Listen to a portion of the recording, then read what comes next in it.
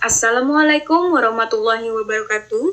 Saya peserta pelatihan dasar CPNS tahun 2022. Nama saya Erina Risanti Eskepnas, ahli pertama perawat golongan 3, angkatan 35, NDH 30, dengan tutor agenda 1 Dr. Jainal Fanani MED.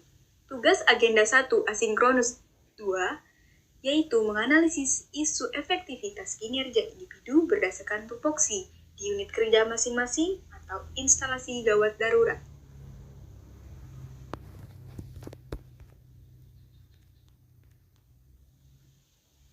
Instalasi gawat darurat adalah salah satu bagian di dalam sebuah rumah sakit yang menyediakan penanganan awal bagi pasien yang menderita sakit dan cedera yang dapat mengancam kelangsungan hidupnya. Instalasi gawat darurat berfungsi memberikan pelayanan medis yang sifatnya gawat dan darurat selama 24 jam.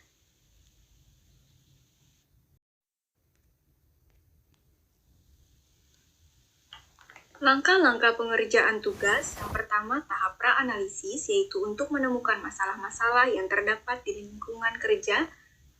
Yang kedua tahap analisis dengan menggunakan metode APKL atau USG dan juga Fishbone untuk menemukan penyebab masalah hingga ke akar-akarnya. Yang ketiga, alternatif pemecahan isu dengan menggunakan SWOT atau Strength, Weakness, Opportunities, and Threats.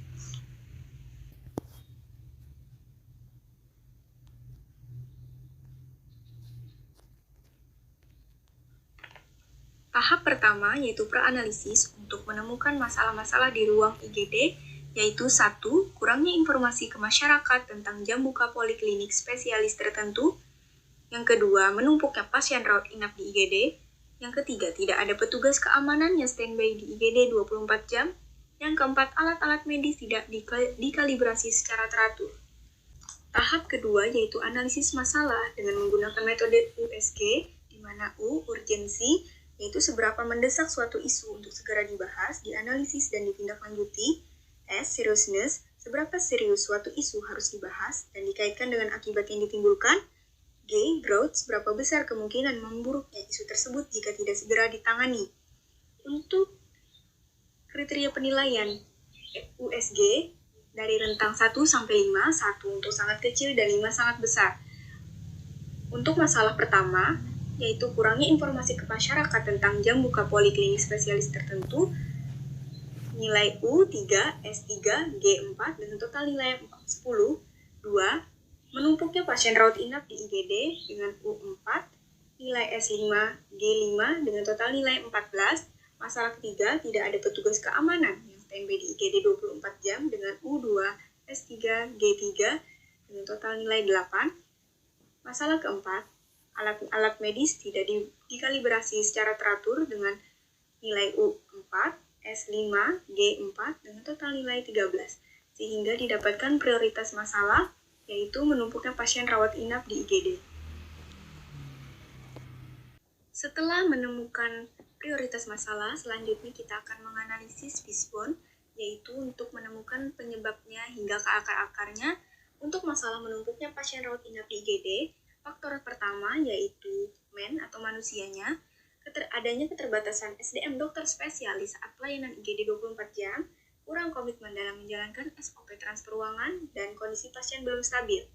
Faktor kedua yaitu materials. 1. Adanya ruangan rawat, keterbatasan ruangan rawat inap. 2. Ruang pemeriksaan radiologi terpisah dengan IGD. 3. Kurangnya ketersediaan alat pemeriksaan penunjang seperti EKG, hanya ada 1 buah sehingga memperlambat proses pemberian pelayanan. Kemudian, faktor mesin atau sinergis sistem informasi manajemen rumah sakit terintegrasi tidak bisa diakses karena di rumah sakit sering tiba-tiba mati listrik sehingga keterlambatan dalam penginputan data.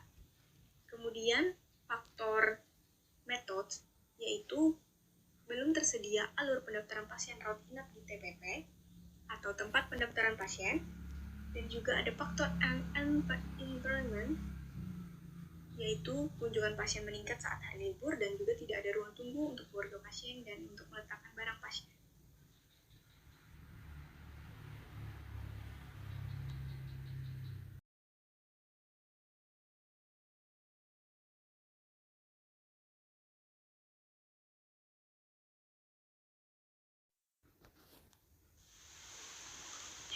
Kemudian setelah kita menemukan nilai dari EVAS dan IVAS, kita akan masukkan ke dalam diagram matriks SWOT, yaitu untuk di angka positif 3,7 dan juga positif 1,9, sehingga analisisnya berada di kuadran 1 atau di daerah strength dan opportunities.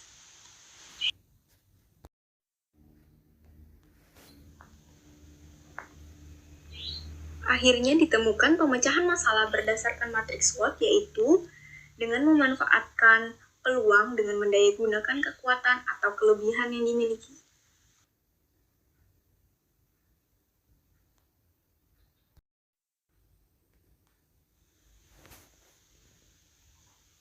Kesimpulan yang dapat ditarik dari hasil analisis masalah, yaitu menumpuknya pasien rawat inap di IGD, dapat diselesaikan dengan meningkatkan koordinasi antar ruangan mengenai SOP transfer pasien, kerjasama dengan institusi pendidikan yang memungkinkan upgrade ilmu secara terus-menerus, serta diberikan kesempatan pelatihan agar tenaga perawat yang sudah kompeten dapat memberikan pelayanan dengan prima dan dapat memberikan informasi dengan jelas kepada keluarga pasien terkait ruangan yang belum tersedia, agar tidak terjadi kesalahpahaman sehingga keluarga pasien mengerti dan pasien bersedia menunggu di IGD sampai ruangan tersedia. Sekian dan terima kasih. Salah hilap mohon maaf. Wassalamualaikum warahmatullahi wabarakatuh.